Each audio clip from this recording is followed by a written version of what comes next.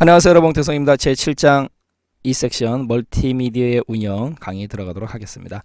자, 오늘 처음 배우실 내용은 이제 멀티미디어 데이터인데요. 그 중에서 이제 사운드 파일 형식 어떤 게 있나 보겠습니다. 매우 중요하니까요.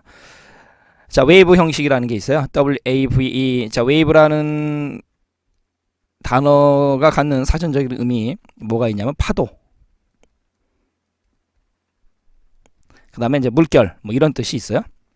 이 웨이브가 물결, 파도 요 뜻만 알고 있어도 쉬워요. 일단 파도, 물결 이런 뜻이 있다 알고 가시고요. 자, 웨이브 형식의 특징은 뭐냐면요. 아날로그 신호를요. 아날로그 신호가 어떻게 생긴 신호냐면 이렇게 생긴 신호거든요. 아날로그 신호 같은 경우는 이런 식으로 이게 아날로그고요. 이 아날로그 신호를 디지털화한다라는 건 뭐냐면 얘를 0과 1, 우리 디지털이라는 건 0과 1 아니겠습니까?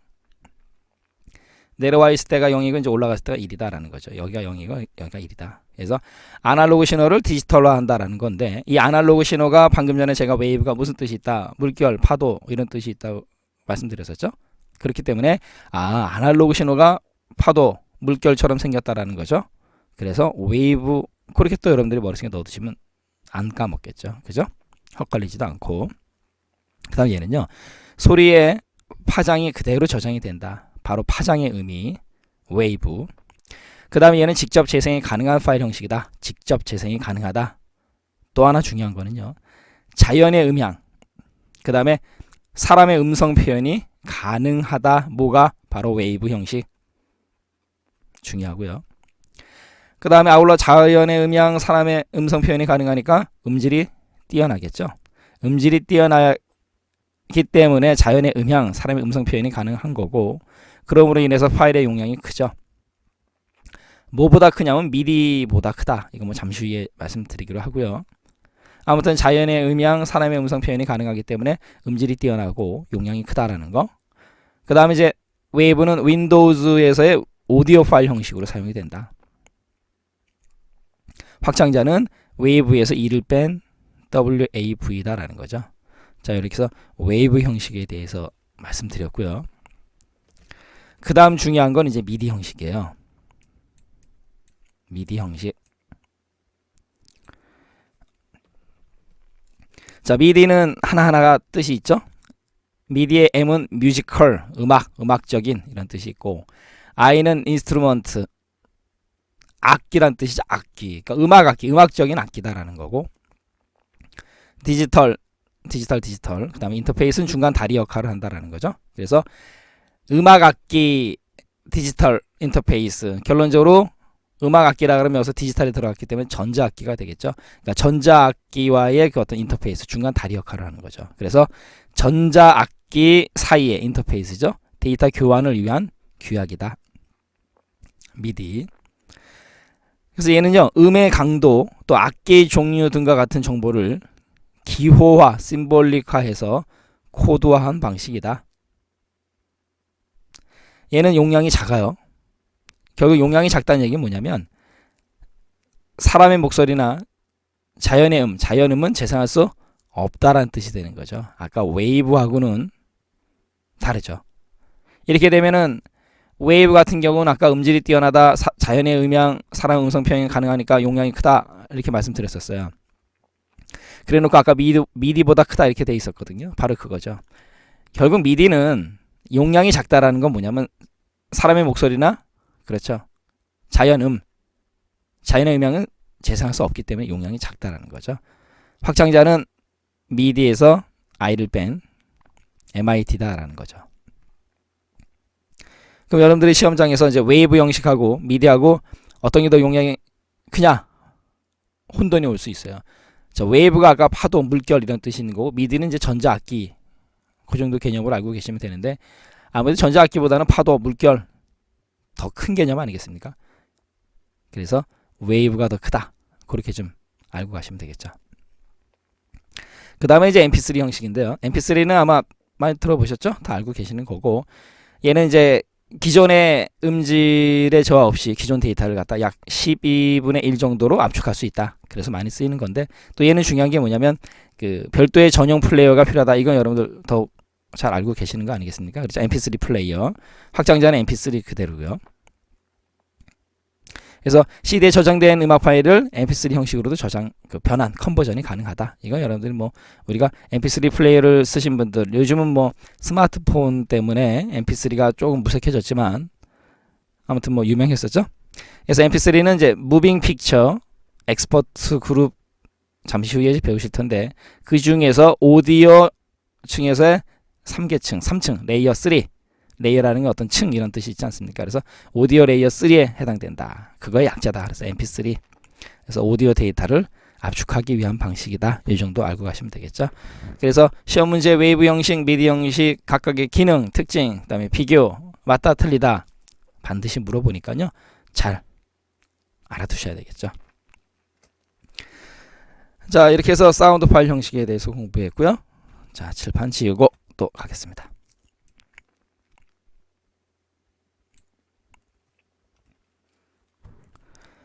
자, 이번에는 사운드 저장에 필요한 디스크 공간이 얼마큼 필요하냐, 그 크기를 산출하는 방법에 대해서 시험 문제 나온 적이 있기 때문에 가겠습니다. 일단 표본 추출률, 기본 다리는 헤르츠예요. 그럼 표본 추출률은 뭐냐면 소리가 기록되는 동안에 초당 음이 측정되는 횟수를 갖다가 의미한다. 단위는 방금 전에 말씀드렸듯이 헤르츠예요. 그 다음에 샘플 크기 비트로 나오죠. 그리고 나누기 8을 해준다는 얘기죠. 그 샘플 크기는 8비트, 16비트 두 가지가 사용이 되는데, 만약에 8비트가 사용이 됐다 그러면 나누기 8 그러면은 1이 되는 거고요. 그 다음에 16비트가 사용됐다 그럼 8을 나눠주게 되면 2가 되는 거죠. 결국 이제 바이트 개념으로 바꾸겠다라는 거죠. 그 다음에 재생 방식을 곱해줘요. 재생 방식은 모노, 스테레오 두 가지가 있습니다. 모노는 1을 곱해줘야 되고요. 스테레오는 입체적인 음향, 그래서 2를 곱해주면 됩니다. 그래서 재생 방식 모노 1, 스테레오 곱하기 2. 그 다음에 지속 시간 곱해주면 되죠. 자, 그래서 중요한 건 뭐냐면 이 공식을 달달달 애우지는 마시고요. 왜? 공식을 물어보는 시험 문제는 안 나오거든요. 자, 그럼 문제가 어떻게 나오는지 한번 살펴보겠습니다. CD 음질 수준의 스테레오 사운드를, 자, 여기 CD 음질 수준의 스테레오 사운드, 자, 이걸 본 순간 여러분들은 스테레오 사운드 곱하기 2, 이게 스쳐 지나가셔야 돼요. 이 정도로 연습을 해 두셔야 돼요. 그 다음에 10초간 곱하기 10 저장하는 데 필요한 최소한의 메모리 공간은 무엇인가. 자, 이거 가지고는 계산이 안 돼요. 그래 놓고 밑에 나오죠. CD의 음질은 44.1 kHz. kHz니까 아까 헤르츠로 바꿔줘야 되죠. 바로 이 부분. 그러니까 44.1에다가 1000을 곱해주면 되죠. 그러면 441빵빵이 나오는 거고, 여기다 곱하기 441빵빵. 그죠? 그 다음에 16비트 샘플링 데이터라고 돼 있죠. 그럼 곱하기 16인데 아까 여기다가 나누기 8을 해줘라. 순서는 좀 바뀌었지만 곱하기 뭐 순서 바뀌어도 상관없는 거니까요. 이렇게 계산하면 되는 거죠. 그래서 441빵빵에다가 16비트, 그러니까 나누기 8 해주고, 그 다음에 스테레오 2, 그 다음에 10초, 이렇게 해서 계산 결과가 나온다는 얘기죠. 자, 이해하셨나요? 그렇기 때문에 여러분들이 시험장에서는 이 공식을 달달달 애우지 마시고요. 문제를 가지고 스테레오 곱하기 2, 사운드 10초니까 곱하기 10, 그 다음에 음질 441, 44.1, 그러니까 441빵빵 곱하기 1000 해서, 그 다음에 16비트 샘플링, 샘플링 데이터니까 16이니까 나누기 8, 그것만 조심하시면 되죠. 요것만. 그 다음에 kHz에다가 1000 곱해주는 거, 요 두 가지만 여러분들이 유념하시면 뭐 공식 외울 필요는 없는 거죠. 나와 있는 거 그대로 곱해주면 된다. 또 스테레오 곱하기 2, 또 모노 그러면 곱하기 1, 요것만 좀 조심하시면 되겠죠. 뭐 10초 빼고 다 조심하셔야 되겠네요. 이 문제는.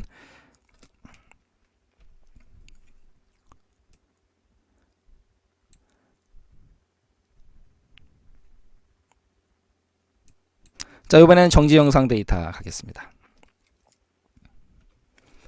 이 그래픽 데이터 표현 방식, 비트맵하고 이제 이 벡터 방식 시험 문제 잘 나오거든요. 그 차이점 가겠습니다. 자, 비트맵. 일단 이 비트맵의 약자가 있다. BMP 파일이라는 게 대표적인 거거든요. 그 약자요. 비트맵 가겠습니다. 이 비트맵은요, 이미지를 뭘로 나타내냐면 점으로 나타내요. 이 점을 우리는 뭐라고 그러냐면 영어로 픽셀이라고 그럽니다. 픽셀. 굳이 우리나라 말로 번역을 하면 화소라 그래요. 근데 여러분들이 다행인 게 이 픽셀, 화소라는 용어를요. 대부분의 학생들이 다 알고 계시더라고요. 왜요? 디지털 카메라 때문에 또 스마트폰에 있는 그 카메라 몇만 화소냐, 그죠? 픽셀이냐, 대부분이 다 알고 계세요. 그래서 이미지를 점의 집합으로 표현하는 방식을 비트맵 방식이라 그래요. 그래서 몇만 화소냐, 픽셀이냐, 그거. 그 다음에 얘는요, 높은 해상도를 표현하는데 적합해요. 근데 높은 해상도를 표현하려면 문제는 뭐냐면 해상도가 높기 때문에 파일 크기가 커져요. 이거 여러분들 유념하시고요. 그 다음에 고해상도였었죠. 근데 이걸 갖다가 이미지를 확대시켜 버리면 아무래도 고해상도였는데 이미지를 확대하게 되면 얘가 넓어지면서 해상도가 좀 낮아지겠죠. 이러면서 어떤 현상이 생기냐면 깨져요. 그걸 계단 현상이라고 합니다. 계단 현상을 영어로 엘리어스라고 하거든요. 엘리어싱 현상이 생겨요. 그럼 계단 현상이 뭔지 자세하게 좀 설명드리도록 하겠습니다. 자, 방금 전에 계단 현상, 엘리어싱 말씀드렸었어요. 해상도가 낮아져요. 화면을 크게 하면서부터. 그러면 계단처럼 층이 나타나요. 그러니까 결론적으로 테두리가 거칠어진다는 거죠. 그런 현상을 엘리어스, 계단 현상 이렇게 불러요. 그럼 그걸 없애는 걸 뭐라 그러냐? 안티 엘리어싱. 그래서 엘리어스 또 엘리어싱 ing 붙여서 그 작업으로 완화시킬 수 있다라는 거죠. 자, 계단 현상 자체만으로도 시험 문제 잘 나오고 또 비트맵에서 그런 현상이 생긴다라는 거. 그 다음에 다양한 색상을 이용하기 때문에 사실적인 이미지 표현이 용이하다. 비트맵. 예를 들어서 포토샵이라든가 뭐 유명하죠. 여러분들 우리 포토샵 그러면 그냥 또 재미없죠. 우리 뽀샵. 그 다음 뒤에다 또 뭐 갖다 붙이죠. 그렇죠. 뽀샵질. 그죠? 말도 잘 만들어내세요. 그다음 페인트샵 프로 요즘 많이 이용되지 않지만 이런 것들이 대표적인 소프트웨어고요. 그 다음에 비트맵 형식의 대표적인 거 BMP가 있어요. 이 BMP가 바로 그 아까 비트맵의 약자입니다. 그 다음에 JPG 우리 인터넷상에서 많이 쓰고 있죠. 그 다음에 PCX, TIF, 그 다음에 PNG, 그 다음에 GIF 등이 바로 비트맵이에요. 잠시 후에 하나하나 자세히 배우니까. 자, 이번에는 벡터 방식 가겠습니다. 벡터라는 건요, 이미지를 점과 점을 연결하는 직선이나 곡선을 이용하는 표현 방식이에요. 그걸 바로 벡터 방식이라고 합니다. 근데 얘는요, 계단 현상이 발생하지 않아요. 이거 여러분들 아까 그 비트맵하고의 차이점이고, 그래서 고해상도 표현은 적합하지 않는다. 뭐 당연하겠죠. 그래서 얘는 일러스트레이터라든가 또는 코렐드로우라는 프로그램이 있어요. 대표적인 거고. 벡터 파일 형식에는 WMF, 그다음에 AI, CDR 이 세 가지가 있습니다. 그럼 일반적으로 우리가 많이 봐왔던 BMP, JPG, PCS, TIF, PNG, GIF들은 비트맵이고 WMF, AI, CDR은 벡터다. 이렇게 좀 머릿속에 넣어두시고요. 시험 문제는 비트맵의 특징 또는 벡터의 특징을 내면서 또 하나는 뭐냐면 형식이 다른 하나는 그래서 섞어 놓는다는 거죠. 그거 여러분들 좀 조심하시고요. 자, 이제 픽셀당 표현되는 그 색상수 계산법 갈 텐데 픽셀에 대해서 좀 다시 한번 알고 가겠습니다. 픽셀 자체만으로도 시험 문제 나올 수 있으니까 자, 화소, 화면에 표시되는 이미지의 최소 구성 단위 화소 말씀드렸었죠. 그 다음에 화면에 표시되는 광점, 도트라 그러죠. 도트를 의미한다. 또 하나, 도트의 수가 많을수록 해상도가 어떻다? 높아진다라는 거. 결국 화면이 선명해진다라는 걸 뜻한다라는 거죠. 자, 픽셀 계산법 가겠습니다. 사용 비트 수가 n이에요. 그러면 사용 색상 수는요, 그냥 그대로 2의 n승계입니다. 예를 들어서 사용 비트 수가 2다, 2비트이다. 그러면요, 사용 색상 수는요, 2의 2승, 4가 된다는 얘기고, 또 8비트는 어떻게 되겠는가라는 거죠. 2의 8승. 그러면요, 256개가 나온다는 얘기죠. 사람들은 2의 8승, 256 이미 알고 계신 거죠. 우리 코드 배울 때 BCD, ASCII, ABCD 배울 때 말씀드렸었죠. 6비트, 7비트, 8비트. 그래서 2의 8승, ABCD 코드 같은 경우는 2의 8승 즉 256가지 색상의 데이터 표현이 가능하다. 그러니까 여기서도 마찬가지로 2의 8승이니까 8비트의 경우 2의 8승 256 색깔이 표현 가능하다라는 거죠. 그래서 요거는 잠시 후에 또 나와요. 그러니까 여러분들 좀 머릿속에 넣어두시기 바랍니다. 256 색상 2의 8승. 자, 문제 하나 보고 갈까요? 영상은 화소 픽셀 나왔죠. 화소의 2차원 배열로 구성이 되는데 한 화소가 4비트를 사용한다고 한다. 한 화소가 표현할 수 있는 컬러 수는 몇 개인가? 그러면 4비트를 사용하니까 2의 4승이 되겠죠. 2의 4승은요. 그렇죠. 16개가 되는 거죠. 그래서 그 표현 가능한 컬러 수는 16이 된다라는 거죠. 자, 이것도 여러분들 기출 문제예요. 가겠습니다. 자, 정지 영상 데이터, 비트맵 벡터, 그 다음에 색상수 계산법 강의해 드렸고요. 이번에는 정지 영상의 크기 산출법. 자, 이것도 시험 문제 나온 적이 있는 내용이기 때문에 자, 정지 영상의 크기 산출법은 일단 두 가지가 있는데요. 압축이 없는 경우가 있고 압축이 있는 경우가 있어요.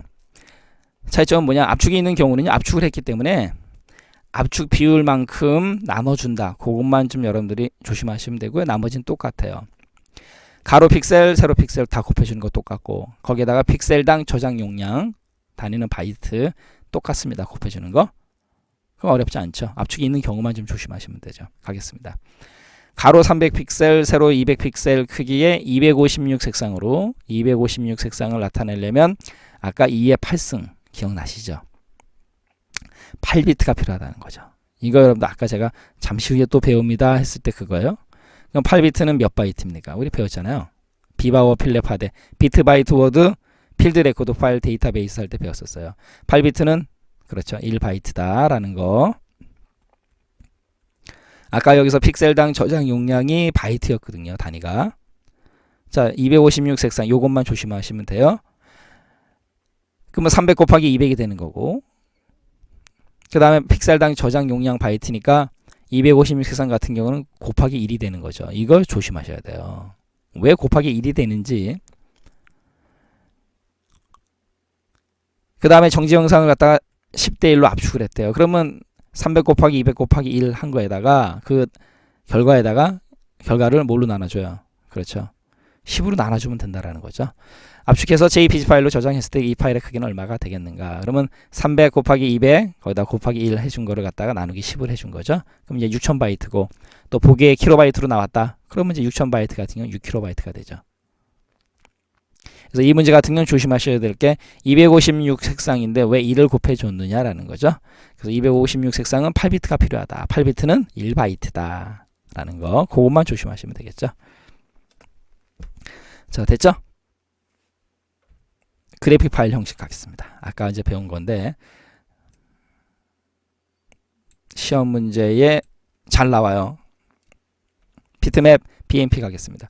자, BMP 그러면 여러분들 아까 비트맵 기억나시죠? 매우 중요하고 자, 이미지를 비트맵 방식으로 표현한다 이미 알고 있는 거고 또 압축을 하지 않기 때문에 압축하지 않아요. 압축을 하지 않기 때문에 고해상도의 이미지를 표현할 수 있지만 그렇죠. 뭐다? 용량이 크다. BMP 그 다음 GIF GIF도 중요하죠. GIF는 일단 비손실 압축 방법을 사용한다. 머릿속에 좀 넣어두세요. 시험 문제 나온 적 있죠? 비손실 GIF의 G BG 비손실 GIF 이렇게 좀 머릿속에 넣어두시고요. 이미지 손상은 없지만 비손실이니까 압축률이 좋지 않다. 이것도 좀 머릿속에 넣어두시고요. 그 다음에 GIF는 256색 표현 가능하다. 좀 머릿속에 넣어두셔야 되겠죠. 숫자적인 개념. 그 다음에 아울러 또 중요해요. 배경을 투명하게 하거나 그 다음 또 중요한 거 애니메이션 효과, 움직일 수 있는 효과를 줄 수 있어요. 뭐가? GIF가. 그래서 우리 인터넷 홈페이지 만들 때 움직이는 그림 같은 거 있죠. 바로 GIF.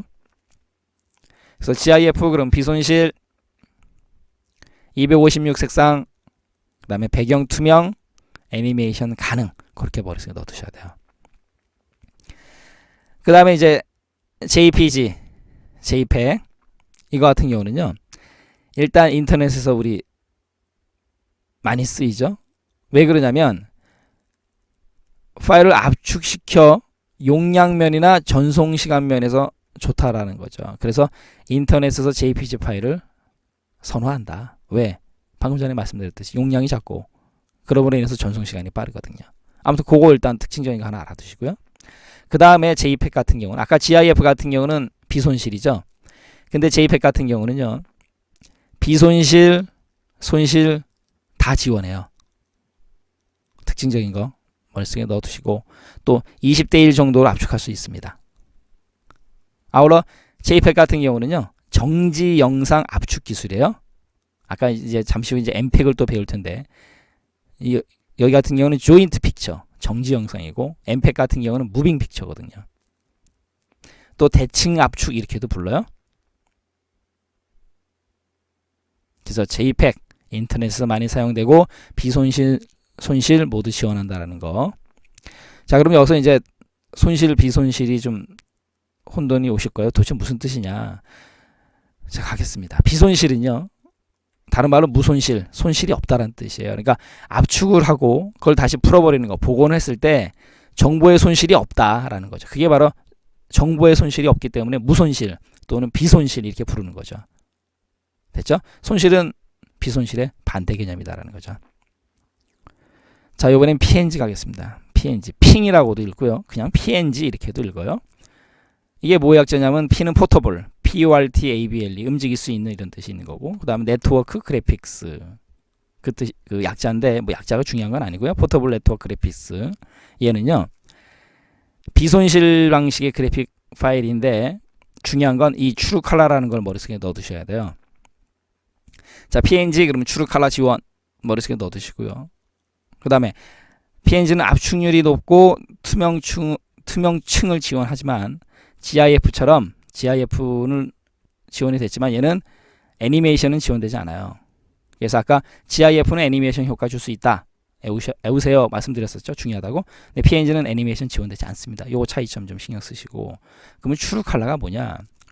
트루는요. 바로 이제 여기다 제가 메모해 드렸죠. 트루는 진실이라는 뜻이죠. 그러니까 진실 컬러라는 건 뭐냐면 우리 사람의 눈으로 확인이 가능하다. 그래서 트루라는 이름을 붙였다고 합니다. 조심하시고. 또 트루 컬러는 다른 말로 풀 컬러 이렇게도 불러요. 다른 이름. 그러니까 트루 컬러를 다른 말로 뭐라 그러냐? 풀 컬러. 외워두시고요. 그 다음에 트루 컬러는요. 다른 말로 또 24비트 컬러라고도 부른다고 합니다. 24비트 컬러. 그래서 24비트의 값을 이용한다라는 거고 24비트의 값을 이용한다라는 거고 이 빨간색 RGB 보통 이렇게 나타나는데요. R은 여기서 레드의 빨간색이고 그 다음에 그린의 G 그 다음에 블루의 B예요. RGB인데 각각의 8비트씩이 되기 때문에 이 세 개의 색상을 가지고 나타내거든요. 그럼 888 총 몇 개입니까? 38에 24, 24죠. 그래서 트루 컬러를 24비트 컬러 이렇게 부른다는 얘기죠. 그래서 RGB를 배합해서 나타낼 수 있는 색상의 개수. 그러니까 2의 24승이 되는 거죠. 그래서 2의 24승 계산하면요. 1677만 7216개가 표현이 가능하답니다. 어마어마하죠? 트루 컬러, PNG 반드시 머릿속에 넣어두셔야 돼요. 시험 문제 나온 적이 있습니다. 그래서 트루 컬러를 표현하려면 24비트 RGB 8개씩 38에 24 됐나요? PNG 트루 컬러 매우 중요합니다. 자, 이번에는 그래픽 관련 용어 가겠습니다. 자, 그래픽 관련 용어 렌더링이라는 게 있는데 시험 문제 너무너무 잘 나와요. 렌더링 별표 쳐드리고요. 이 렌더링이라는 건 뭐냐면 그 3차원의 질감, 여기서 얘기하는 3차원의 질감이라는 건 뭐냐면 그림자, 우리 그림자를 가지고 이제 3차원적인 걸 미술에서 표현하죠. 그 다음에 색상, 농도, 자 이런 것들을 이제 우리가 3차원의 질감을 나타내는 재료인데 이런 것들을 가함으로써 그런 효과를 줌으로써 사실감을 추가하는 과정, 그게 바로 렌더링이라고 하는 거예요. 시험 문제 잘 나오니까요. 잘 알고 가시고요. 디더링도 시험 문제 잘 나오죠. 디더링이 뭐냐면 표현할 수 없는 색상이 존재하겠죠. 그럴 경우에 포기하는 게 아니고 다른 색상들을 섞어서 비슷한 색상을 내는 효과를 주겠다라는 거죠. 바로 디더링 중요하고요. 다음 인터레이싱도 중요하죠. 시험 문제 잘 나옵니다. 화면에 이미지가 디스플레이 나타날 때요. 한 번에 표시되지 않고 천천히 표시되는, 천천히 선명해지는 효과, 인터레이싱이라고 그래요. 그래서 렌더링, 디더링, 인터레이싱 반드시 머릿속에 넣어두시고요. 아울러 또 하나 있어요. 모핑. 얘는 이제 영화 같은 데서 특수 효과 줄 때 많이 볼 수 있는 거죠. 사물의 형상을 다른 모습으로 서서히 변화시키는 기법이에요. 귀신 영화 같은 데서 사람이 여우 얼굴로 쫙 변하는 거, 그런 것들 모핑이라고 그러죠. 그래서 여러분들이 렌더링, 디더링, 인터레이싱, 모핑은 반드시 시험 문제 걸러걸러 나오니까요. 머릿속에 반드시 넣어두시기 바랍니다. 그 다음에 이제 모델링이라는 거는 이제 그 3차원 그래픽에서 어떻게 표현할 것인지 물체 형상을 그 정도 개념. 메조 틴트, 얘는 이제 동판화를 찍은 효과를 나타내는 것. 좀 어렵지만 여러분들 좀 메조 틴 그러면 동판화 그렇게 좀 머릿속에 넣어두셔야 되겠죠. 뭐 좀 시험장 가서 잘 기억이 안 난다 그러면 동메달, 동메달, 동판화 그렇게 좀 머릿속에 넣어두시면 또 이제 혼돈 오지 않겠죠. 그 다음에 솔로리제이션, 그 사진 현상 과정 중에 필름이 빛에 노출된 경우에 발생하는 그런 부분, 반전 현상, 그걸 솔로리제이션, 부분 반전 현상, 필터링, 걸러내는 효과죠. 그래서 그 이미지 파일에다 여러 효과를 갖다가 준다는 얘기죠. 효과나 변화를 주어서 필터링을 해서 다양한 형태로 바꿔주는 기술, 필터링. 안티엘리어싱은 아까 배웠었죠. 계단 현상을 갖다가 없애주는 거. 그래서 계단 부분을 뭉개고 곱게 이어지는 듯한 그 화질을 형성하게 만드는 거다.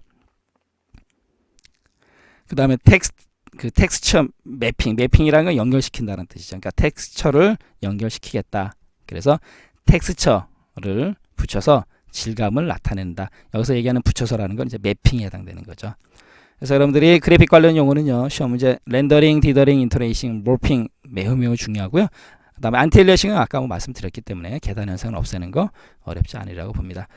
자, 이렇게 해서 그래픽 관련 용어에 대해서 공부했고요. 또 넘어가겠습니다.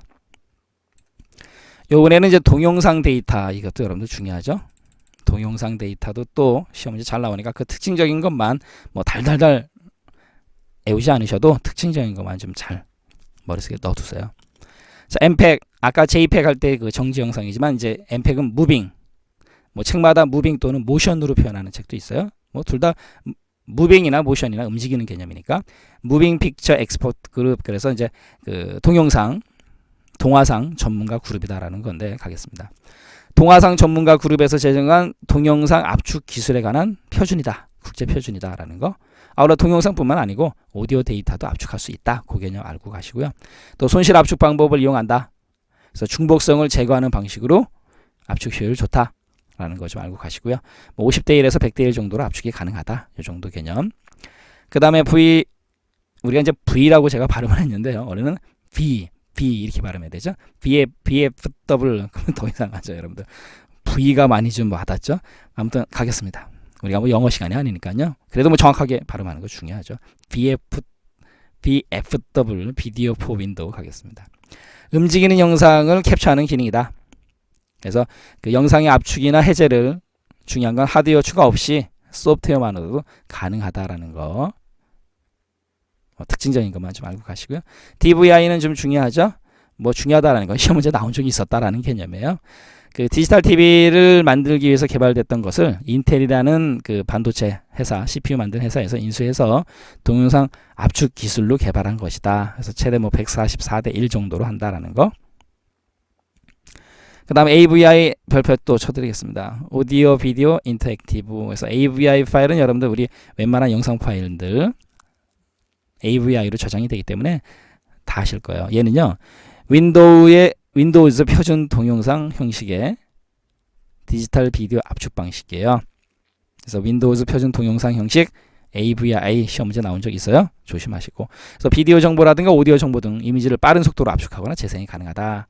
그래서 AVI 많이 쓰이게 됐다라는 거죠. 자, MOV는 이제 애플사에서 만든 동영상 압축 기술이고요. 그 다음에 DivX, 요것도 시험 문제 나온 적이 있죠. 디지털 비디오 익스프레스라 그래서 MPEG-4 잠시 후에 배우실 거고요. MP3 배웠죠? 이거를 재조합한 것으로 코덱을 병행시켜서 만든 것이다. 아울러 얘는 비표준 동영상 파일 형식이에요. 그런데 얘는 기가바이트 이상의 DVD를 CD 한 장에서 2장 분량으로 줄일 수 있어요. 그래서 우와 대단하다라는 거죠. 그래서 시험 문제도 나온 적이 있고 또 이 코덱이라는 거 이 용어 자체만으로도 시험 문제 나온 적이 있어요. 그것도 자세히 좀 설명드리도록 하겠습니다. 자, 화면을 좀 내리고요. 바로 이 코덱인데 이 코덱 용어 자체만 시험 문제 나온 적이 있어요. 가겠습니다. 코덱은요. 디지털 동영상이나 사운드 파일이죠. 그러니까 디지털 동영상이나 그 사운드 파일들을 손실 없이 압축한다. 압축하는 걸 우리가 컴프레스라고 하거든요. 그 컴프레스의 CO. 그 다음에 다시 복원하는 건 디컴프레스거든요. 그러니까 디컴프레스의 DC를 딴 거예요. 그래서 코덱이라고 그러죠. 그래서 컴프레스, 디컴프레스, 압축 복원 기술이다라는 거죠. 그 약자의 뜻만 알고 있어도 금방 맞출 수 있는 개념이었고, 그 다음에 얘는 또 다른 뜻이 있어요. 아날로그 디지털 변환, 아날로그에서 디지털, 또 디지털 아날로그 변환, 디지털에서 아날로그 변환을 하나의 장치에서 수행하는 기기를 또 코덱이라고 불러요. 그렇기 때문에 코덱의 의미 잘 알고 가시고요. 시험 문제 나온 적이 있으니까. 그 다음에 ASF 액티브 스트리밍 포맷인데요. 이 스트리밍은 여러분들이 또 반드시 머릿속에 넣어두셔야 되는 개념이에요. 뭐냐면 바로 여기 해드렸죠. 스트림 그러면 시냇물이란 뜻이 있어요. 그럼 시냇물이 졸졸졸졸졸 이런 노래들 있죠. 그러니까 우리가 어떤 동영상을 보는데요. 다운받은 다음에 우리가 저 다운이라 그래야지 또 좀 와닿죠. 다운 그러면 좀 왠지 다운받은 다음에 보는 방법이 있죠. 그러면 너무 늦어요. 그러니까 다운을 받으면서 보는 거죠. 그걸 바로 스트리밍 방식이라고 그래요. 가겠습니다. 오디오 및 비디오 파일을 모두 다운받기 전이라도 다운을 받으면서 파일을 재생할 수 있는 기술, 그거 자체가 바로 스트리밍 그렇게 얘기하는 거죠. 그래서 멀티미디어 실시간 리얼타임 프로세싱이 가능하다. 뭐가 스트리밍? 자, 스트리밍을 적용한 그 기술은 인터넷 방송, 원격 교육. 지금 여러분들이 보고 있는 바로 이 강의 자체가 바로 스트리밍 방식이라는 얘기예요. 다운받아가지고 보는 거 아니시잖아요. 그죠? 그 다음에 이제 얘를 지원하는 프로그램 스트림웍스. 여기 스트리밍이 들어가지 않습니까? 그 다음에 리얼 오디오, 리얼타임 실시간. 그 다음에 비디오 라이브라는 말이 들어가요. 그렇기 때문에 스트리밍웍스 스트리밍이 들어갔고, 리얼 오디오, 리얼타임의 리얼, 그 다음에 비디오 라이브, 그죠? 재생 가능한 데이터 형식 시험 문제 나온 적이 있죠. RAM 또는 ASF 방금 전에 이제 공부한 거, 그 다음에 WMV가 있어요. 잠시 후에 배울 거고, 자, 이것도 여러분들 중요합니다. 별표 쳐드릴게요. 자, ASF 마이크로소프트가 개발한 통합 멀티미디어 형식이다. 또 화질은 떨어지지만 용량이 작고 음질이 뛰어나기 때문에 스트리밍 기술을 이용해서 영상을 전송하고 재생할 수 있다. 됐죠? ASFS가 스트리밍이기 때문에 액티브 스트리밍 포맷이다라는 거. 다음 WMV 윈도우 미디어 비디오의 약자인데요. 얘도 마찬가지로 마이크로소프트에서 개발한 스트리밍이 가능한 오디오 및 비디오 포맷이다라는 거. 됐죠? 그래서 이제 비디오 파일 용량 산출법 공부하겠습니다. 자, 얘도 이제 계산법인데요. 가로 픽셀 곱하기 세로 픽셀 해주고요. 픽셀당 저장 용량 바이트죠. 그 다음에 이제 프레임 수인데 이 프레임이 뭐냐라는 거죠. 프레임이라는 건 뭐냐면 그 비디오 데이터에서 1초의 영상을 구성한 한 장면, 그걸 프레임이라 그래요. 그래서 뭐 프레임 자체가 뭐 시험 문제 나오진 않겠지만 기본 단위는 FPX, PS라는 건 이제 per second이죠. 항상 1초당 몇 프레임이냐라는 거. 자, 기출 문제 가겠습니다. 비디오 데이터를 구성하는 프레임 한 개의 크기가 640 곱하기 480 픽셀이래요. 그럼 이제 이거 그냥 그대로 계산하면 되는 거고, 픽셀당 몇 바이트요? 3바이트래요. 그럼 곱하기 3이 되겠죠? 여기도 곱하기 3. 그럼 640 곱하기 480 곱하기 3이 되는 거고, 저장하려고 할 때 1초간 비디오 정보를 저장하기 위해 필요한 저장 용량은 얼마가 되겠는가? 단 비디오 데이터는 1초당 30프레임 나왔네요. 그럼 아까 프레임 곱해주라고 돼 있죠. 그럼 30프레임 곱해주면 되죠. 아하, 됐네요. 그럼 결론적으로 640 곱하기 480 곱하기 3 곱하기 30프레임. 그러면 결과가 나오죠. 근데 문제에서는 이제 이걸 바이트를 메가바이트로 바꾸니까 나누기 1024 나누기 1024 해준다는 것만 여러분들이 조심하시면 되죠. 자, 아무튼 뭐 아까도 제가 말씀드렸지만 계산하는 문제 공식 외우실 게 아니고 문제를 가지고 곱해줘야 되는 거, 그 중에서 조심해야 되는 것들만 신경 쓰시면 되겠죠. 자, 이렇게 해서 비디오 파일 용량 산출법에 대해서 말씀드렸고요. 자, 이제 뭐가 남았나요? 네, 마지막 내용이 되겠네요. 엠팩 규격 가겠습니다. 자, 얘도 이제 심심하면 번갈아 가면서 이제 시험 문제 내고 있죠. 아까 말씀드렸듯이 엠팩 같은 경우는 이제 무빙 픽처, 움직이는 그러니까 동영상, 그죠? 엑스퍼트 그룹, 전문가 그룹이다라는 거. 그래서 동화상 전문가 그룹을 의미한다라는 거. 아까 말씀드렸듯이 무빙 또는 모션, 그죠? 가겠습니다. 엠팩1이라는 게 있어요. 얘는 이제 비디오 CD, 아무튼 CD라는 말이 나오면 엠팩1이에요. 컴팩트 디스크. 아무래도 우리가 컴팩트 디스크가 멀티미디어 PC에서는 가장 먼저 등장한 개념이기 때문에 엠팩, 그러니까 동영상을 보려면 CD로 많이 봤다. 그렇게 또 머릿속에 넣어두시면 되죠. 비디오 CD 엠팩1이고 저장 매체나 CD 재생의 용도로 이용했다. 됐죠? 엠팩1. 그 다음에 이제 엠팩2가 있어요. 엠팩2 같은 경우는 여기 그림 잘 나왔죠? 이렇게 여러 개를 갖다가 압축을 해서 이렇게 하나로, 네, 그림 아주 카툰 표현 잘 됐네요. 엠팩2인데 엠팩2는요 디지털 TV, 대화형 TV, 아무래도 아까 그 CD보다는 디지털 TV나 대화형 TV나 DVD가 더 늦게 나온 거 아니겠습니까? 그렇죠. 그러니까 엠팩2가 되는 거죠. 조심하시고, 높은 화질과 음질을 필요로 하는 분야에서의 압축 기술이다. 됐죠? 대화형 TV, 디지털 TV, DVD 어쩌고 저쩌고 나오면 엠팩2예요. 그 다음에 비디오 CD 그러면 엠팩1이고, 됐죠? 그 다음에 이제 엠팩3가 나와야 되는데 문제는 바로 여기 이제 엠팩3가 여기 와 있죠. 근데 엠팩3는 없다는 얘기예요. 왜냐면 얘는 이제 엠팩3는 그 고성명도, 그러니까 HDTV죠. 그걸 위해서 발표가 됐으나 엠팩2 표준에 얘가 흡수를 해버렸어요. 통합해버렸어요. 그래서 엠팩3는 존재하지 않습니다. 그것도 좀 알고 가시고요. 그 다음에 엠팩4가 나왔어요. 4는요 멀티미디어 통신을 위한, 그죠? 영상 압축 기술이에요. 멀티미디어 어쩌고 저쩌고. 그 다음에요 IMT 2000 멀티미디어, 요 말이 꼭 들어갑니다. IMT 2000. 됐죠? 다음 차세대 대화형 인터넷 방송의 핵심 압축 방식으로서 비디오 오디오를 압축하기 위한 표준이다. 그래서 멀티미디어 통신을 위해서 만들어진 영상 압축 기술 IMT 2000 멀티미디어 서비스. 그럼 엠팩4가 되는 거죠.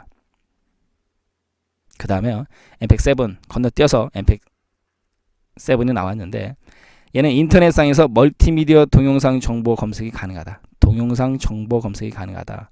아울러 정보 검색을 이제 효율적으로 하기 위해서 그 컨텐츠의 저장 또는 검색을 위한 표준이다라는 거죠.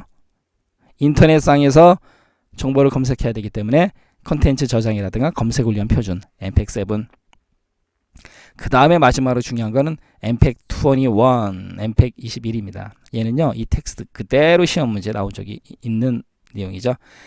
엠팩 기술을 통합한 디지털 콘텐츠의 제작, 만들어요. 유통, 팝니다.